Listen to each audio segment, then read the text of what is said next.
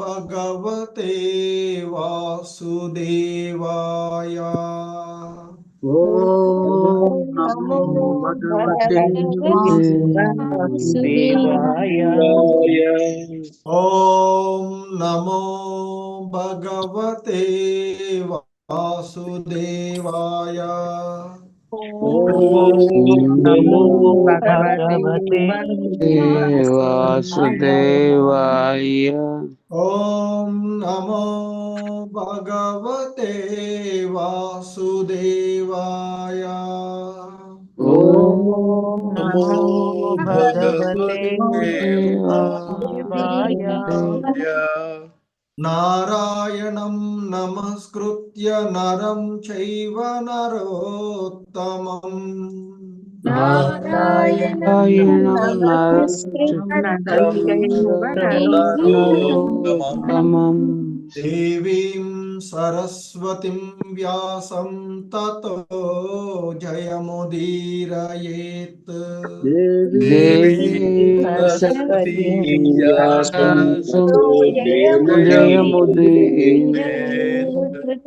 नष्टप्रायेष्वभद्रेषु नित्यं भागवत सेवया।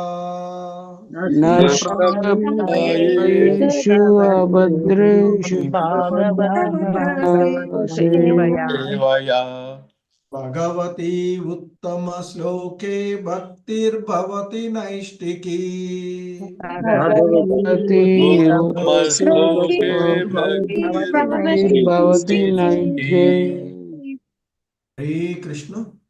హరే కృష్ణ. ఈరోజు శ్రీమద్ భాగవతం క్లాస్ కి మీ అందరికి కూడా ఇస్కాన్ శ్రీ శ్రీ రాధా గోవింద ఆలయము మంగళూరు కర్ణాటక నుండి స్వాగతం తెలియజేస్తున్నాము.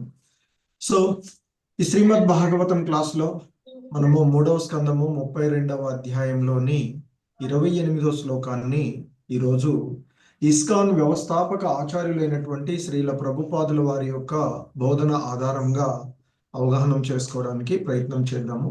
హరే కృష్ణ. Please repeat. శ్రీమద్ భాగవతము 3వ స్కందము 32వ అధ్యాయము 28వ శ్లోకము. జ్ఞానమేకం పరాచీనైః జ్ఞానమేకం పరాచీనైః జ్ఞానమేకం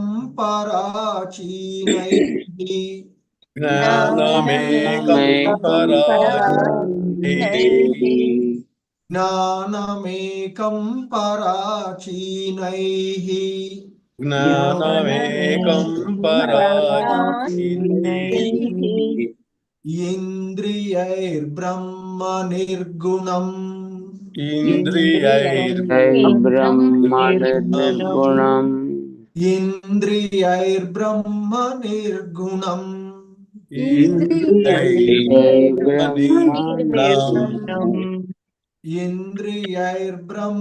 నిర్గుణం బ్రహ్మ నిర్గుణం. అవభాత్యర్థరూపేణ అవభాత్యర్థరూపేణ అవభాత్యర్థరూపేణ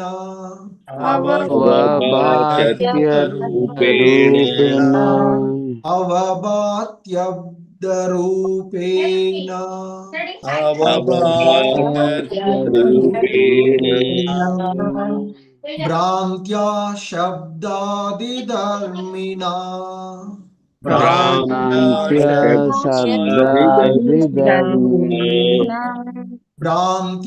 శబ్దాదిధర్మిణా భ్రాంత్యా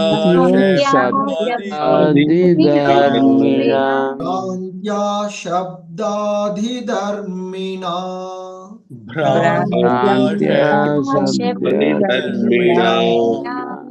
హరే కృష్ణ.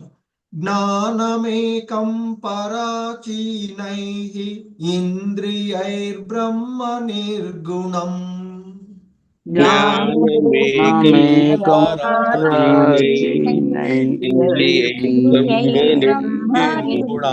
గుణం. జ్ఞానమేకం పరాచీనైః ఇంద్రియైర్బ్రహ్మ నిర్గుణం జ్ఞానమేకం పరాచీనైః బ్రహ్మ నిర్గుణం అవభాత్యర్థరూపేణ భ్రాంత్యా శబ్దాదిధర్మిణా అవభాత్యర్థరూపేణ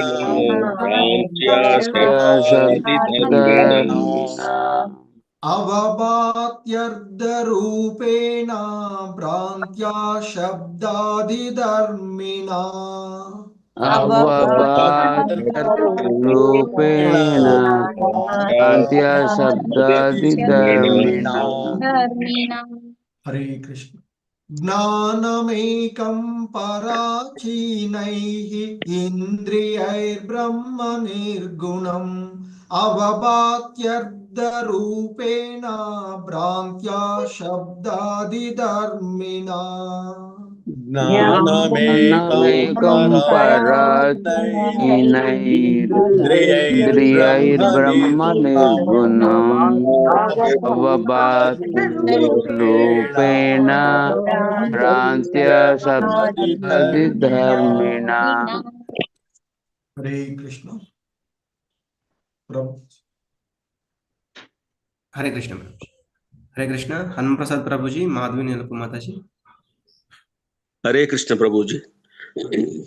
ज्ञानमेकं पराचीनैः इंद्रियैर्ब्रह्म निर्गुणम् अवभाच्यर्थरूपेण भ्रांत्या शब्दादिधर्मिणा. हरे कृष्ण प्रभु जी. हरे कृष्ण प्रभु. హరే ज्ञानमेकं पराचीः इंद्रियैर्ब्रह्म निर्गुणम् अवभात्यर्थरूपेण भ्रांत्या शब्दादिधर्मिणा. हरे कृष्ण प्रभु. హరే కృష్ణ.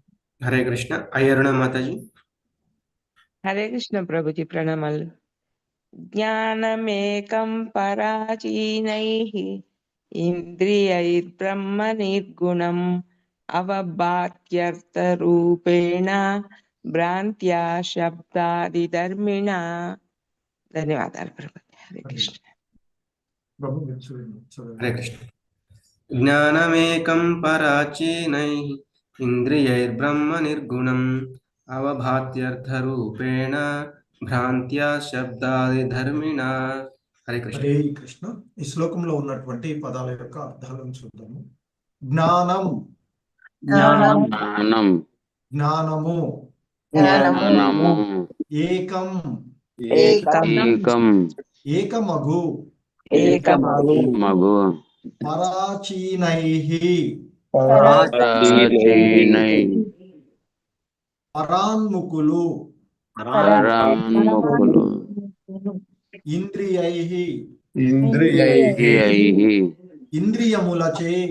ఇంద్రియములచే బ్రహ్మ బ్రహ్మ పరతత్వము పరతత్వము నిర్గుణం నిర్గుణం త్రిగుణములకు పరమైన పరమైన అవభాతి ఆది గోచరించును చించన అర్ధరూపేణ రూపేణ వివిధ వస్తు రూపమున వస్తు రూపమున భ్రాంత్యా భ్రాంత్య భ్రాంతిచే భ్రాంతిచే శబ్ద ఆది ఆది శబ్దాదులను శబ్దాదులను ధర్మిణ కూడి. హరే కృష్ణ. Please repeat. భావము పరబ్రహ్మమనడి పరబ్రహ్మమునెడ పరబ్రహ్మము నడ పరాన్ముఖులైన వారు ముఖులైన వారు పరతత్వమును పరతత్వమును కాల్పనిక కాల్పనిక ఇంద్రియానుభూతి ద్వారా ఇంద్రియానుభూతి ద్వారా భిన్నముగా మనముగా అనుభూతమొనర్చుకొందురు. కనుకనే కనుకనే భ్రాంతి వశమున వశమున సమస్తము సమస్తము వారికి వారికి సాపేక్షముగా గోచరించును. గోచరించును. హరే కృష్ణ.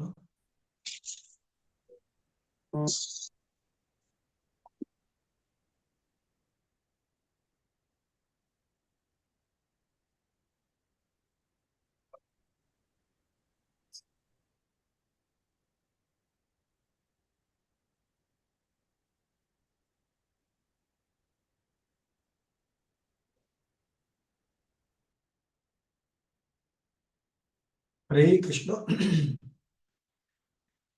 ఏకమగు పరబ్రహ్మము అంటే దేవదేవుడు సర్వత్రా తన నిరాకార లక్షణములతో వ్యాపించి ఉన్నాడు. ఈ విషయమును శ్రీకృష్ణ భగవానుడు భగవద్గీత యందు అనుభూతమయ్యడి సమస్తము నా శక్తి విస్తారమే అనుచు స్పష్టంగా పలికెను. సమస్తము అతని చేతనే పోషింపబడును, కాని దాని భావము అతడు సమస్తము నందున్నాడని కాదు. మృదంగ వాద్యమును వినుట, సౌందర్యవతియగు స్త్రీని గాంచుట, లేదా మధురమగు పిండి వంటను రుచి చూచుట వంటి ఇంద్రియానుభూతులు ఆయా ఇంద్రియముల వలన కలుగుచు భిన్నముగా అవగతమగుచుండును. అనగా భగవత్ శక్తి ప్రకటముగా సమస్తము ఏకమే అయినను ఇంద్రియ పరజ్ఞానము భిన్న వర్గములుగా విభజించబడును. ఉదాహరణమునకు వేడిమి, వెలుతురు అనునవి అగ్ని యొక్క శక్తి ప్రకటములు. వాటి ద్వారా అగ్ని భిన్న రీతులలో వ్యక్తము కాగలదు. మాయావాద తత్వవేత్తలు ఈ వైవిధ్యమును మిథ్య అని ప్రకటింతురు, కానీ వైష్ణవ తత్వవేత్తలు ఆ విభిన్న వ్యక్తీకరణములను మిథ్య అని తలచక భగవానునికి అవి అభిన్నములని భావింతురు. అవి భగవత్ శక్తి యొక్క ప్రదర్శన అగుటయే దానికి కారణము. బ్రహ్మము సత్యమైనది, జగత్తు మాత్రము మిథ్యయనడి. బ్రహ్మ సత్యం జగన్మిథ్యా తత్వమును వైష్ణవ తత్వవేత్తలు అంగీకరింపరు. మెరిసేదంతయు బంగారము కాకపోయినను ఆ మెరిసెడి వస్తువు మాత్రము మిథ్య కాదు కదా. ఉదాహరణకు ముత్యపు చిప్ప బంగారుమయమైనట్లు గోచరించును. సువర్ణమయ తేజము కంటికి గోచరించునట్టిది. దాని భావము ముత్యపు చిప్ప మిథ్యయని కాదు. అదే విధముగా శ్రీకృష్ణ భగవానుని రూపమును గాంచుట ద్వారా ఎవ్వరునూ అతడు వాస్తవముగా ఏమిటో ఎరుగజాలకపోవచ్చును. అంత మాత్రమున అతడు మిథ్యయని కాదు. ఆ దేవదేవుని రూపము బ్రహ్మ సంహిత యందు బ్రహ్మ సంహిత వంటి జ్ఞాన గ్రంథములందు వర్ణింపబడినట్లుగా అవగతం చేసుకోవలెను. ఈశ్వర పరమ కృష్ణ సచ్చిదానంద విగ్రహ అనాదిరాదిర్ గోవింద సర్వకారణ కారణం. సో ఆ విధంగా మనము ఆ దేవదేవుడు శ్రీకృష్ణుడు సచ్చిదానంద విగ్రహుడై ఉన్నాడు. అసంపూర్ణ ఇంద్రియానుభూతి ద్వారా ఆ రూపమును మనము తెలుసుకొనజాలము. దాని కొరకు అతనిని గూర్చిన జ్ఞానము మనము సంపాదించవలెను. కనుకనే ఇచ్చట జ్ఞానమేకం అని చెప్పబడినది. శ్రీకృష్ణుని గాంచి అతనిని సామాన్య మానవుడని తలుచువారు మూర్ఖులే అని భగవద్గీత యందు ధృవపరచబడినది. ఆ దేవదేవుని అపరిమిత జ్ఞానమును, శక్తిని, ఐశ్వర్యమును వారెరుగరు. భౌతికేంద్రియ కల్పనమనున్నది పరబ్రహ్మము రూప రహితమనడి భావనయే కలగజేయును. అట్టి మానసిక కల్పనము కారణముననే బద్ధజీవుడు మాయా ప్రభావమున అజ్ఞానమందే పడి కొట్టుకొనును. పరమపురుషుడు తనను గూర్చి భగవద్గీత యందు పలికిన వాక్కుల ద్వారానే నాకు పరమైనది మరొక్కటి లేదు, నిరాకార బ్రహ్మ తేజమునకు నేనే ఆశ్రయమును అని అనునవి కొన్ని పదాలు చెప్తున్నారు. అతనిని అవగతం చేసుకునవలెను. భగవద్గీత యొక్క విశుద్ధమగు పూర్ణ దృష్టిని గంగానదితో పోల్చవచ్చును. పరమ పవిత్రమగు గంగానది గాడిదలను గోవులను కూడా పవిత్రమనర్చగలదు. కానీ పవిత్రమగు గంగానదిని నిర్లక్ష్యపరిచి మురికి కాలువలోని నీటితో పవిత్రము కాగోరిన వాడు విజయము సాధింపలేడు. అదే విధంగా పూర్ణుడగు భగవాను నుండి శ్రవణము చేయుట ద్వారానే మనుజుడు పరతత్వమును గూర్చిన విశుద్ధ జ్ఞానమును బడియగలడు. భగవానునికి పరాన్ముఖులైన వారు తమ అసంపూర్ణ ఇంద్రియముల చేత పరతత్వపు లక్షణములను గూర్చి కల్పనము కావింతురు అని ఈ శ్లోకము స్పష్టంగా తెలుపబడినది. నిరాకార బ్రహ్మానుభూతి అయినను శ్రవణము ద్వారానే లభించును గాని ప్రత్యక్ష అనుభూతి ద్వారా కాదు. అనగా జ్ఞానమును శ్రవణము ద్వారానే పొందవలెను. ఈ విషయమున వేదాంత సూత్రములో శాస్త్రయోనిత్వాత్ అని ధృవపరచబడినది. అనగా ప్రామాణిక శాస్త్రముల నుండియే విశుద్ధ జ్ఞానమును మనుజుడు సంపాదించవలెను. కనుక పరతత్వమును గూర్చిన నామమాత్రపు కాల్పనిక వాదులు కేవలము వ్యర్థములు మాత్రమే. జీవుని యొక్క నిజమైనటువంటి ఉనికి అతని చైతన్యమే. జాగ్రత్త స్వప్న సుషుప్తుల యందును అది నిలిచియే ఉండును.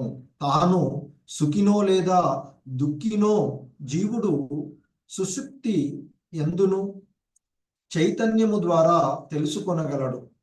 ఆ విధంగా చైతన్యము స్థూల సూక్ష్మ దేహముల ద్వారా ప్రదర్శితమైనప్పుడు అది కప్పబడి ఉండును. కానీ చైతన్యము విశుద్ధమై ఉన్నప్పుడు జీవుడు జనన మరణ చక్రము నుండి బయటపడగలడు. విశుద్ధ జ్ఞానము త్రిగుణముల ఆచ్ఛాదనము నుండి బయటపడినప్పుడు జీవుని వాస్తవికమగు ఉనికి వెలుగులోనికి రాగలదు. అతడు సర్వదా దేవదేవుని దాసుడే అని తెలియగలదు. ఆచ్ఛాదనము తొలగుటను గూర్చి ఒక ఉదాహరణమును తెలుపవచ్చును. సూర్య కిరణములు కాంతిమయములు. సూర్యుడును కాంతిమయుడే. సూర్యుని సన్నిధిలో సూర్యకిరణములు కూడా సూర్యుని భాతి ప్రకాశించును. కానీ సూర్యకాంతి మేఘముచే అంటే మాయచే కప్పబడినప్పుడు అంధకారము అనుభూతి యందు అసంపూర్ణత ఆరంభమగును. కనుక అవిద్యా బంధము నుండి బయటపడుటకు మనుజుడు ప్రామాణిక శాస్త్రముల దృష్ట్యా తన ఆధ్యాత్మిక చైతన్యమును అనగా కృష్ణ భక్తి భావనను జాగృత పరుచుకొనవలెను. హరే కృష్ణ. సో జగద్గురు శ్రీల ప్రభుపాదుకి జై. సో ఇది శ్రీల ప్రభుపాదుల వారి యొక్క భాష్యము ఈ శ్లోకమునకు ఇవ్వబడినటువంటిది. హరే కృష్ణ.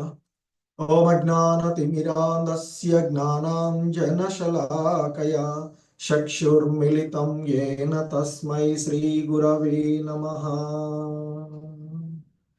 శ్రీ చైతన్య మనోభీష్టం స్థాపితం యేన భూతలే స్వయం రూపః కదా మహ్యం దదాతి స్వపదాంతికం.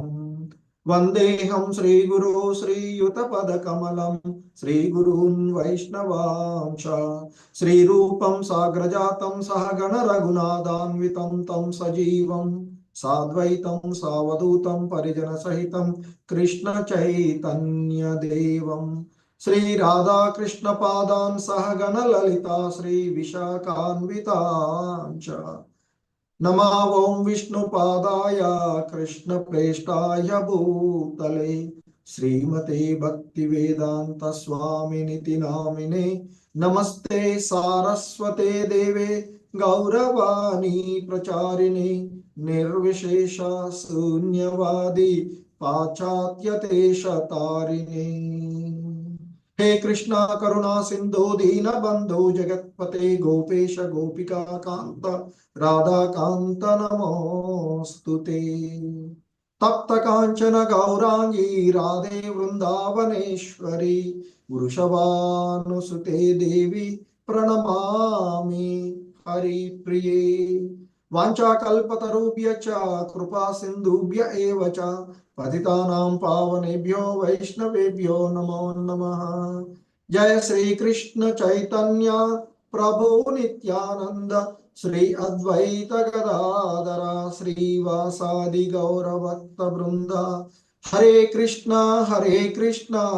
कृष्ण कृष्ण हरे हरे, हरे राम राम राम हरे हरे. हरे कृष्ण कृष्ण कृष्ण हरे हरे, हरे राम राम राम हरे हरे.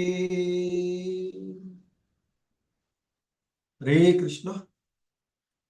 సో మనము శ్రీమద్ భాగవతము 3వ స్కందము యథాస్థితి అందులోని 32వ అధ్యాయమైనటువంటి కర్మబంధనము గూర్చి కపిల భగవానుల వారు ఉపదేశములను తన తల్లి అయినటువంటి దేవహూతికి చెప్తూ ఉన్నటువంటి అంశాలను మనము చూస్తూ ఉన్నటువంటిది. ఈ క్రమంలో ఆయన మరి ఆ భగవంతుని గురించి చెప్తూ ఆ పూర్ణ పురుషోత్తముడు అయినటువంటి భగవానుడు ఒక్కడే పూర్ణమైనటువంటి దివ్య జ్ఞానమై ఉన్నటువంటిది. కానీ వివిధ అవగాహనలను అనుసరించి అతడు నిరాకారుడుగా బ్రహ్మముగాను పరమాత్ముడుగాను దేవదేవుడుగాను అనుభూతం చేసుకుంటారు వివిధ రకాలుగా అనేటువంటిది చెప్పబడుతూ ఉన్నటువంటిది. సో మరి ఆ విధంగా ఒక్కొక్కరు అంటే వారి యొక్క తత్వాన్ని అనుసరించి మరి ఆ భగవానుడు నిరాకార బ్రహ్మతత్వముగాను పరమాత్మగాను భగవానుడు గాను ఉండేటువంటిది. మరి భగవానుడు మాత్రము దర్శనీయుడు అనేటువంటి విషయాన్ని కూడా మనము అంతకుముందు చూసింది. అలాగే మరి ఇంకా పూర్వపు శ్లోకంలో ఆ కపిల భగవానులు చెప్తారు, ఈ యోగులందరికీ కూడా ఏకైక పరమ లక్ష్యము ఈ భౌతిక జగత్తు అనే అసత్ పదార్థము నుండి బయటపడడము. మరి అంటే ఈ భౌతిక జగత్తు నుండి పూర్తిగా విరక్తియే అంటే విరమణ, ఈ భౌతిక జగత్తు నుండి బయటపడడము అంటే ఈ భవబంధనాల నుండి బయటపడడము అనేదే ఈ యోగులందరి ఏకైక లక్ష్యము. కానీ అది వివిధ యోగాల ద్వారా వివిధ రకాలైనటువంటి పద్ధతుల ద్వారా వాళ్ళు సాధించడానికి ప్రయత్నం చేస్తూ ఉంటారు అని. అందులో మనకి జ్ఞాన యోగము అని అష్టాంగ యోగము భక్తి యోగము అనేటువంటిది చెప్పినప్పటికీ భక్తి యోగము మాత్రమే సరళమైనటువంటిది గాను ఆ భగవంతుణ్ణి అనుభూతమునర్చుకోవడానికి మరి ఆ భక్తులు చేసేటువంటి, ఎందుకంటే భక్తులు చేసేటువంటివి ఆ ఇంద్రియాల్ని అణచటానికి ప్రయత్నం చేయక ఇంద్రియ విషయాలను ఆ భగవంతుని వైపుకు మరల్చుతారు కనుక అవే ఉత్తమమైనటువంటివి అంటూ చెప్పినటువంటి. ఎందుకంటే ఆ విధంగా వాళ్ళు ఆ భగవంతునికి ప్రేమయుత సేవ ఆ ఇంద్రియ నిగ్రహపు పూర్ణత్వపు స్థితి కాగలుగుతుంది. ఇంద్రియములు నిజానికి జీవ లక్షణాలు, అవి ఎన్నడూనూ నిరోధింపబడవు కనుక వాటికి ఉన్నతమైనటువంటి వ్యాపకాన్ని ఇచ్చినప్పుడు ఈ హేయకరమైనటువంటి ఈ భౌతిక జగత్తులో ఇంద్రియ భోగ వాంఛలను అవి వదిలివేయగలవు అని. అలాగే మరి ఇంద్రియాలకు ఉన్నతమైనటువంటి కలాపాలను వసిగినప్పుడు వాటి సాధారణ్యముల చేత అవి నిరోధించవచ్చును అనేది. మరి అందుకు కృష్ణ సేవలో ఆ ఇంద్రియాలను వినియోగించడమే ఏకైకమైనటువంటి మహోన్నతమైనటువంటి కార్యము. అదే సమస్త యోగాల యొక్క ప్రయోజనము అంటూ శ్రీల ప్రభుపాదుల వారు పూర్వపు శ్లోకానికి మనకి ఇచ్చినటువంటి భాష్యాన్ని చూశాం. ఇక ఈరోజు ఈ శ్లోకంలో ఇంకా ఆయన చెప్తూ ఉన్నారు, జ్ఞానమేకం పరాచీనైః ఇంద్రియైర్బ్రహ్మ నిర్గుణం అవభాత్యర్థరూపేణ భ్రాంత్యా శబ్దాదిధర్మిణా. సో మరి ఆయన జ్ఞానం ఏకము,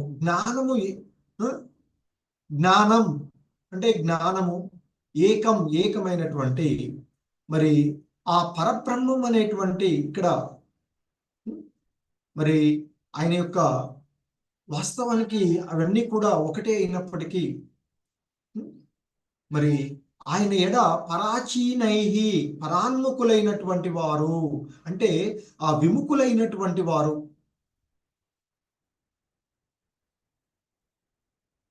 ఇంద్రియై బ్రహ్మ నిర్గుణం మరి ఆ త్రిగుణాలకు పరమైనటువంటి ఆ పరతత్వమును ఇంద్రియాల చేత అవభాతి అర్ధరూపేణ అటువంటి వారికి వివిధ రూపాలలో వివిధ వస్తు రూపాలలో ఆయన గోచరిస్తూ ఉంటుంటాడు. భ్రాంత్యా శబ్దాదిధర్మిణ. సో మరి కనుకనే వారికి ఆ భ్రాంతి వశమున సమస్తము వారికి అది ఆ శబ్దాదులు అంటే సమస్తము వారికి సాపేక్షంగా గోచరిస్తూ ఉంటుంది అంటూ చెప్తున్నాడు. అంటే ఇక్కడ ఈ శ్లోకంలో మనకి చెప్తూ ఉన్నటువంటి అంశము ఆ పరబ్రహ్మము నెడ నిర్గుణ పరబ్రహ్మమైనటువంటి ఆ పరతత్వము ఎడ విముఖులైనటువంటి వారు పరతత్వమును ఒక కాల్పనిక ఇంద్రియ అనుభూతి ద్వారా ఆ ఇంద్రియాల యొక్క అనుభూతి ద్వారా విభిన్నములుగా అంటే భిన్నముగా అనుభూతిని పొందుతూ ఉంటుంటారు. మరి వారి యొక్క ఆ భ్రాంతి వలన వారికి సమస్తము అంటే మాయ వలన వారికి అంతా సమస్తము సాపేక్షంగానే గోచరిస్తూ ఉంటుంది అనేటువంటి విషయాన్ని ఇక్కడ ఈ శ్లోకంలో చెప్తూ ఉన్నటువంటిది. అలాగే మరి శ్రీల ప్రభుపాదుల వారు ఈ భాష్యంలో మనకి చెప్తూ ఉన్నటువంటిది మరి ఏకంగా ఉన్నటువంటి ఆ నిర్గుణ బ్రహ్మ ఆ పరమాత్ముడు దేవాదిదేవుడు సర్వత్రా తన నిరాకార లక్షణములతో వ్యాపించి ఉంటాడు. ఈ విషయమును మరి శ్రీకృష్ణ భగవానుడే భగవద్గీత యందు ఆయన అనుభూతమయ్యడి సమస్తము నా శక్తి విస్తారమే అంటూ చెప్తారు. ఆయన శక్తి అపర శక్తులుగా విస్తృతమైనటువంటి అంటే ఈ భౌతిక జగత్తుగాను ఆధ్యాత్మికంగా ఉండేటువంటి అంటే అగోచరంగా ఉండేటువంటిది కూడా ఆయనదే అనేటువంటి ఈ రెండింటి కలయిక వలనే ఈ మొత్తం సృష్టి కలిగి ఉన్నది. సృష్టించబడి ఏదైనా ఈ రెండు శక్తుల కలయికతోనే వస్తూ ఉంటుంది అంటూ చెప్తారు భగవద్గీత యందు. మరి అంటే అనుభూతిమయ్యేది సమస్తము నా శక్తి విస్తారమే అంటూ శ్రీకృష్ణ భగవానుడు భగవద్గీత యందు పలికినటువంటి విషయాన్ని ఇక్కడ మనకి శ్రీల ప్రభుపాదులు వారు గుర్తు చేస్తూ ఉన్నారు.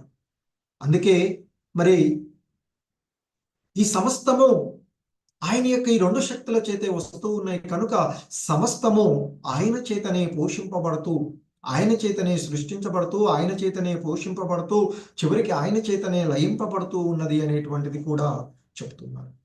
మరి ఇక్కడ సమస్తము ఆ భగవంతుడి చేతనే ఆ భగవానుడి చేతనే పోషింపబడుతూ ఉన్నప్పటికీ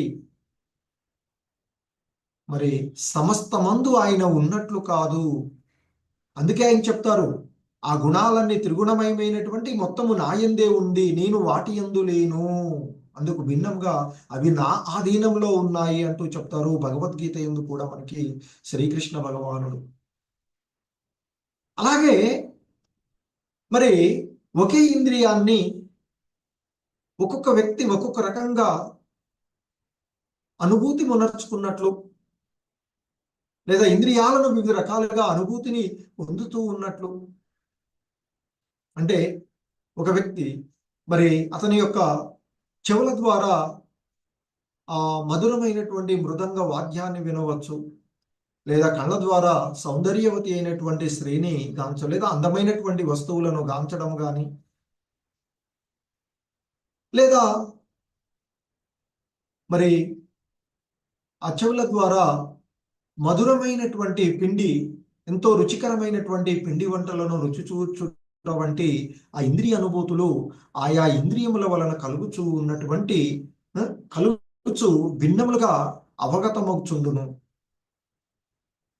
మరి కానీ ఆ భగవంతుని యొక్క శక్తి ప్రకటము సమస్తము ఏకమే అయిన ఆ ఇంద్రియ పరజ్ఞానము భిన్నంగా ఉంటుంది. సో భిన్న వర్గములుగా విభజించి ఉన్నటువంటిదిగా చెప్తూ ఉన్నారు. ఉదాహరణకి అగ్ని నుండి వెలువడేటువంటి వేడిమైన వెలుతురైన అగ్ని జ్వలిస్తూ ఉన్నప్పుడు మనకి వెలుతురు వస్తుంటుంది, వేడి వస్తూ ఉంటుంటుంది. మరి అవి ఆ అగ్ని యొక్క శక్తి ప్రకటాలు. మరి వాటి ద్వారా అగ్ని అంటే విభిన్న రీతులలో అగ్ని ప్రకటితమవుతుంది. వేడిమిగా ద్వారా కానీ వెలుతురు ద్వారా కానీ అగ్ని ప్రకటితమవుతూ ఉండేటువంటిది. అంత మాత్రాన అగ్ని అవి రెండు భిన్నమనేవి కాదు, లేదా అవి రెండు మిథ్యాని కాదు. సో అదే విధంగా విభిన్న ఇంద్రియ అనుభూతుల యందు కూడా ఆ విధంగానే ఉంటుంది అని చెప్తున్నారు. మాయావాద తత్వవేత్తలు ఈ వైవిధ్యమును మిథ్య అని ప్రకటిస్తూ ఉంటుంటారు. కానీ వైష్ణవ తత్వవేత్తలు మాత్రము అవి విభిన్న వ్యక్తీకరణలను మిథ్య అని తలచకుండా అభిన్నములుగా, అవి ఒకదానికొకటి అభిన్నములుగా, అంటే ఆ అగ్నికి అవి రెండు వేడి వెలుతురు అభిన్నము అని తలుస్తూ ఉంటారు, భావిస్తారు. అవి భగవంతుని యొక్క శక్తి యొక్క ప్రదర్శన కావడమే దానికి కారణము అంటూ భక్తులు ఆలోచన విధానాన్ని మనకి ఇక్కడ శ్రీల ప్రభుపాదులు వారు చెప్తున్నారు.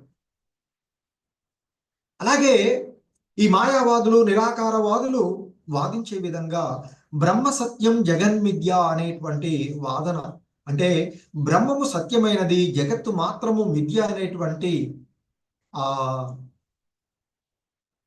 నిరాకారవాదుల యొక్క వాదనను వైష్ణవ తత్వవేత్తలు, భక్తులు ఎప్పటికీ అంగీకరింపరు అని చెప్తారు. మరి ఎందుకంటే దానికి ఇక్కడ శ్రీల ప్రభుపాదులు వారు చెప్తున్నారు, మెరిసేదంతయు బంగారం కాకపోవచ్చు, అంత మాత్రాన మెరిసేటువంటి వస్తువు మిథ్య కాదు కదా. బంగారం లాగా కనిపిస్తూ ఉన్నట్టు మెరుస్తూ ఉంది ఒక వస్తువు అంటే అక్కడ వస్తువు ఉంటేనే కదా మెరుపు కనిపించేటువంటిది. అది బంగారం కాకపోవచ్చు, కానీ అది మిథ్య కాదు కదా, అక్కడ ఒక వస్తువు అంటూ ఉన్నది కదా.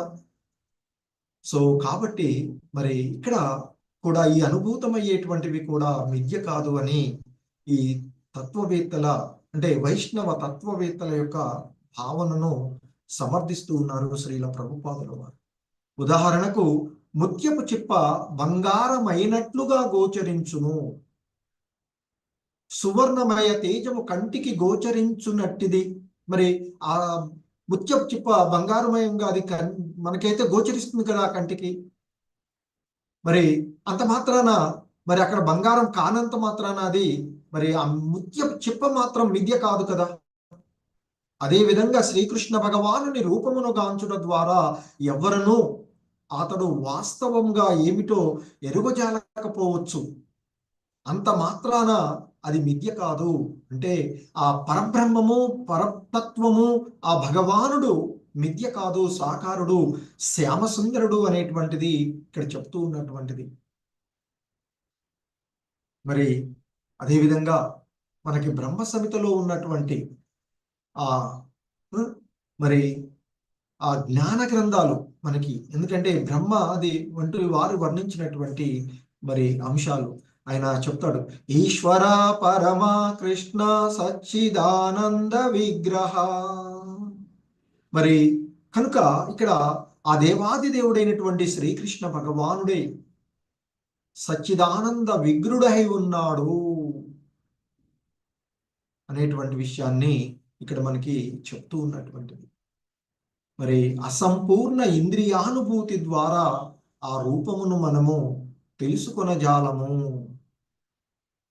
మరి ఈ ఇంద్రియాలు అసంపూర్ణముగా అనుభూతిని ద్వారా ఆ రూపవాన్ని వాస్తవానికి తెలుసుకోలేకపోతున్నాము. కానీ ఆ దేవాది దేవుడైనటువంటి ఆ ఈశ్వరుడు, పరమ కృష్ణుడు, ఆయనే సచ్చిదానంద విగ్రహుడు. అనాదిగా ఉన్నటువంటి వాడు, ఆదిర్ గోవిందం ఆది పురుషం తమహం వజాము అంటూ చెప్తాము. మరి అటువంటి ఆ శ్యామ సుందరుడు సచ్చిదానంద విగ్రుడు అయినటువంటి ఆ దేవదేవుణ్ణి, ఆ గోవిందుణ్ణి నేను భజిస్తాను అంటాడు బ్రహ్మ. మరి సో ఆ విధంగా మరి ఆ విధమైనటువంటి అనుభూతి కొరకు అతన్ని గూర్చిన జ్ఞానము మనము సంపాదించుకోవలేను, అంతేకాని అది మిథ్య అని భావించవద్దు అని చెప్తున్నారు. అందుకే ఇచ్చట జ్ఞానమేకం అని చెప్పబడినది అని చెప్తున్నారు. శ్రీకృష్ణుని గాంచి అతనిని సామాన్య మానవుడు అని తలచువారు మూర్ఖులే అని భగవద్గీత యందు ధృవపరచబడినది. సో సాక్షాత్తు కృష్ణ భగవానులే చెప్తారు, నేను ఈ మానవ రూపంలో వచ్చినప్పుడు మూర్ఖులు నన్ను, నా యొక్క దివ్య శక్తులను గ్రహించజాలక నన్ను హేళన చేస్తారు, మూర్ఖులు అంటూ ప్రకటిస్తాడు ఆ కృష్ణ భగవానుల వారు. ఎందుకంటే ఆ భగవంతుని యొక్క దివ్య శక్తులు, దివ్యమైనటువంటి తత్వాన్ని తెలుసుకోలేక ఆయన కూడా ఒక సాధారణ మానవుల్లాగానే భావిస్తూ ఉంటుంటారు. మరి ఆ అసుర భావాలు కలిగినటువంటి శిశుపాలుడు, వక్రదంతుడు, అటువంటి అనేకమైనటువంటి రాక్షసులంతా ఆయన కూడా ఒక సాధారణమైనటువంటి యాదవ వంశంలో వచ్చినటువంటి ఒక రాజుగానే చూస్తారే తప్ప ఆయన దేవాది దేవుడుగా దర్శించలేరు. మరి అటువంటి వాడు మూర్ఖులే అని ఆ భగవద్గీతలో ఆయన ప్రకటించిన విషయాన్ని గుర్తు చేస్తూ ఉన్నారు. ఆ దేవదేవుని అపరిమిత జ్ఞానమును, శక్తిని, ఐశ్వర్యమును వారు తెలుసుకోలేరు. అందుకే చెప్తారు ఆయన, నా దివ్య శక్తిని వారు ఎరుగలేరు, తెలియలేనటువంటి మూర్ఖులు నన్ను హేళన చేస్తూ ఉన్నారు అంటూ చెప్తాడు. భౌతిక ఇంద్రియ కల్పనమనున్నది పరబ్రహ్మము రూపరహితమైనటువంటి భావననే కలగజేస్తుంది. అట్టి మానసిక కల్పనము కారణముగానే బద్ధజీవుడు మాయా ప్రభావమున, ఆ బద్ధజీవుడు మాయా ప్రభావం చేత అజ్ఞానమునందే పడి కొట్టుకుంటూ ఉన్నాడు అని చెప్తున్నారు. పరమ పురుషుడు తనను గూర్చి భగవద్గీత యందు పలికినటువంటి వాక్కుల ద్వారానే ఆయన చెప్పినటువంటి విషయాన్ని, నాకు పరమైనది వేరొక్కటి లేదు, నిరాకార బ్రహ్మ తేజమునకు కూడా నేనే ఆశ్రయమును అంటూ చెప్తారు. మత్త పరతర నాణ్యత అంటూ ఆయన భగవద్గీతలో మనకు చెప్తాడు. ఓ అర్జున, నాకు మించినది, నాకు పరమైనది ఇంకొకటి లేదు ఈ జగత్తులో. ఇది ఆధ్యాత్మికమైన, భౌతికమైన, ఎక్కడైనా అన్నిటికీ మూల ఆధారము, అన్నిటికీ ఆశ్రయము నేనే అంటూ చెప్తారు. మరి భగవద్గీత యొక్క ఆ విశుద్ధమైనటువంటి పూర్ణ దృష్టిని, ఎందుకంటే గంగామృతంగా చెప్తూ ఉంటుంటారు, మరి గీతామృతం ఇది గంగా నదితో పోల్చబడినట్టు. మరి ఆ పవిత్ర గంగా నదిని ఎటువంటివైనా జంతువులైనా అది పవిత్రీకరించగలిగేటటువంటిది. మరి గీతా గంగామృతంలో ఉండేటువంటి మానవులు మరి ఈ భవబంధనాల నుండి బయటపడగలుగుతారు అని చెప్తారు. అలాగే ఇక్కడ శ్రీల ప్రభుపాదులు వారు చెప్తున్నారు, మరి పవిత్రమనర్చడానికి గంగా నదిని చేరాలి, కానీ ఆ గాడిదలైనా గోవులైనా వాటిని వదిలేసి ఆ గంగా నదిని నిర్లక్ష్యపరిచి మురికి కాలువలోకి వెళ్ళి శుభ్రపరచుకోవాలంటే ఇంకా మురికే అంటుతూ ఉంటుంది. అటువంటి వాడు విజయాన్ని సాధించలేడు అని చెప్తున్నారు. మరి ఆ పూర్ణమైనటువంటి భగవాను నుండి శ్రవణము చేయడం ద్వారానే మనుషుడు పరతత్వమును గూర్చినటువంటి విశుద్ధ జ్ఞానమును పొందగలడు. మరి భగవాను నుండి ఎలా వినాలి అంటే శాస్త్రాలు, భగవద్గీత సాక్షాత్తు ఆ భగవంతుడు బోధించినటువంటి బోధనలు. కాబట్టి భగవద్గీతను వినాలి, వింటే ఆ భగవంతుడే చెప్తూ ఉన్నట్లు అనుభూతి మనర్చుకోవచ్చు. ప్రామాణికమైనటువంటి గురువులు ఉపదేశాలను, భగవద్గీతను వినడం ద్వారా, ఎందుకంటే ఆ భగవంతుని ముఖార విందం నుండి వచ్చినటువంటి. సో మరి భగవానుడికి పరాన్ముఖులైనటువంటి వారు అంటే ఆ భగవంతుడి నుండి విముఖులైనటువంటి వారు తన యొక్క అసంపూర్ణ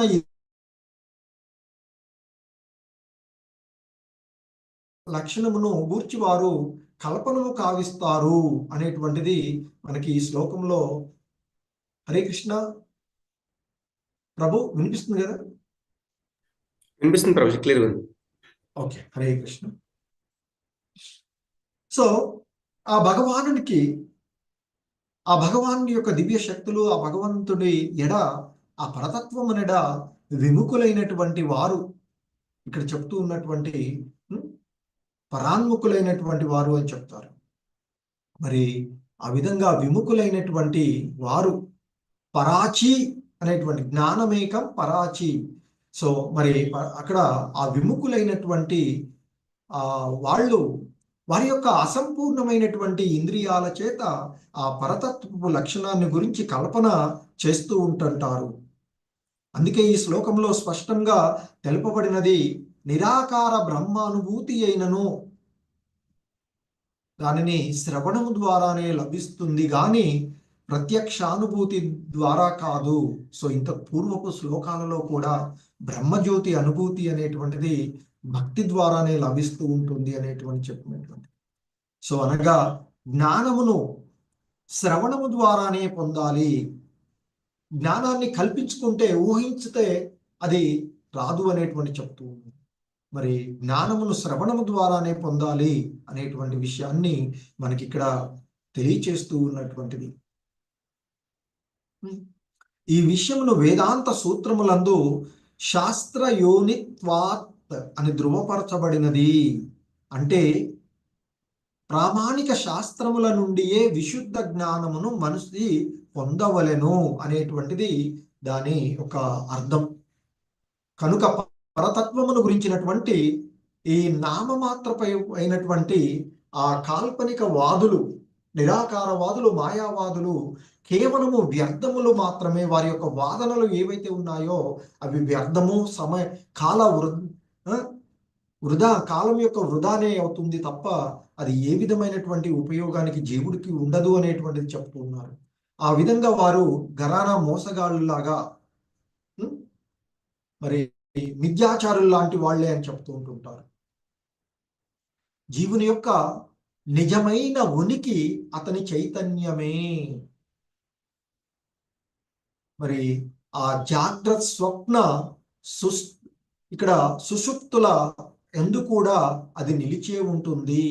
అంటే జాగృతంగా ఉన్నప్పుడు, స్వప్న స్థితిలో ఉన్నప్పుడు, అంటే మెలకువలో ఉన్నప్పుడు, స్వప్న స్థితిలో ఉన్నప్పుడు, లేదా సుప్తావస్థలలో ఉన్నప్పుడు ఎప్పుడైనా అది చైతన్యము నిలిచి ఉండేటువంటిదే అంటే అందుకే ఇక్కడ చెప్తారు భగవద్గీత యందు ఆత్మ అనేటువంటిది ఎప్పటికీ శాశ్వతంగా నిలిచి ఉండేటువంటిది అని చెప్తారు. ఒకసారి ఉండి ఇంకొకసారి లేకుండా, ఎలాగైతే ఈ భౌతిక దేహము ఒకసారి ఉనికిలోనికి వచ్చి మరొకసారి పోయినట్లుగా కాకుండా నిరంతరము ఉండేటువంటిది అని చెప్తారు. అందుకే భగవద్గీతలో చెప్తారు, ఓ అర్జున, నీవు గాని నేను గాని ఈ రాజులందరూ కానీ నిలిచి ఉండని సమయం అంటూ ఏదీ లేదు. ఇక ముందు కూడా మనము ఉండకుండా ఉండము. భవిష్యత్తు గురించి కూడా చెప్తారు ఆయన. మరి ఈ జీవుడు ఈ భౌతిక జగత్తులో సుఖాలను అనుభవించడమో, లేదా బాధలను అనుభవించడమో, లేదా ఆ సుప్తావస్థ యందు ఉండడము, ఇవన్నీ కూడా చైతన్యం ద్వారానే తెలుసుకోగలుగుతాడు అని చెప్తున్నారు. మరి ఆ విధంగా చైతన్యము స్థూల సూక్ష్మ దేహము ద్వారా ప్రదర్శితమైనప్పుడు అది కప్పివేయబడుతుంది. ఎందుకంటే ఆత్మ, ఆ చైతన్యం స్థితి మనము ఇప్పుడు ఉన్నటువంటి యథా స్థితిలో 3 రకాలుగా ఈ దేహము అంటే చెప్తారు. స్థూల శరీరము, పాంచభౌతికమైనటువంటి పంచభూతాలతో ఏర్పడినటువంటి ఈ స్థూల శరీరము,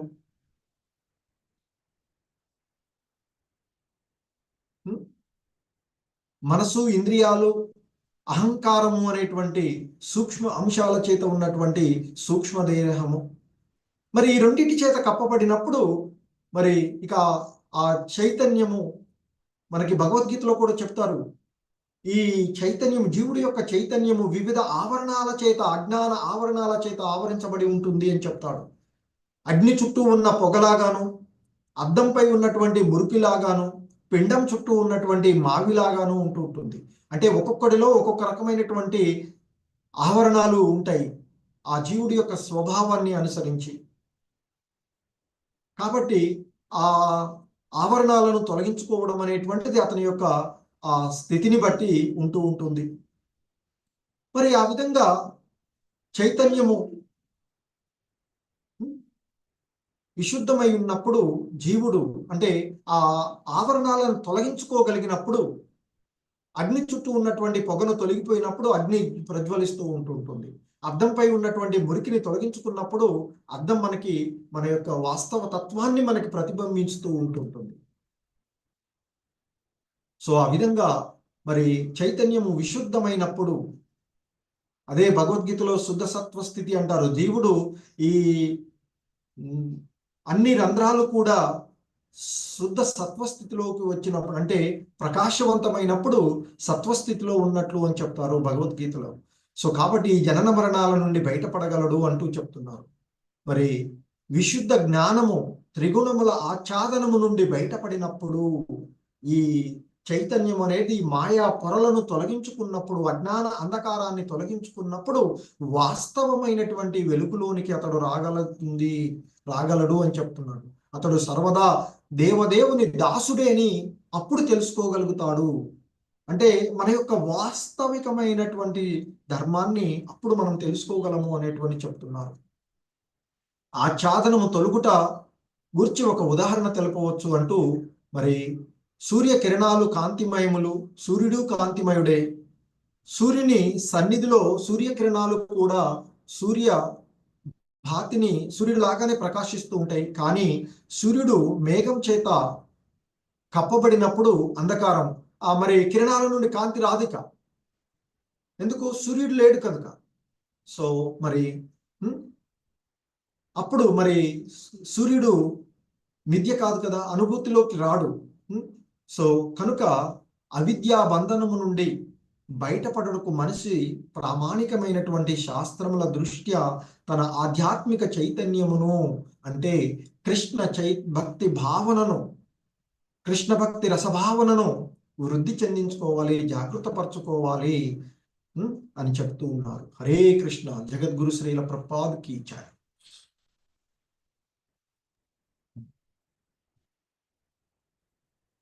హరే కృష్ణ. ప్రభుజీస్, మాతాజీస్. హరే కృష్ణ ప్రభుజీ. ప్రభుజీ అనువాదంలోనే ఫస్ట్ సెంటెన్స్ లోనే ఒక డౌట్ ఉంది ప్రభుజీ. హరే కృష్ణ. పరబ్రహ్మమునేడ పరాన్ముఖులైన వారు అంటే నిరాకారవాదులు అనుకోవచ్చు నా ప్రభుజీ. అంటే పరాన్ముఖులైన వారు అంటే దాని యందు ఆసక్తి లేని వారు కదా ప్రభుజీ. ఎస్ మాధవ్. పరబ్రహ్మము అనేటువంటిది ఇక్కడ పరతత్వం గురించి చెప్తున్నటువంటిది. పరతత్వాన్ని కాల్పనిక నిర్గుణ బ్రహ్మం గురించి అనేటువంటి చెప్తున్నారు.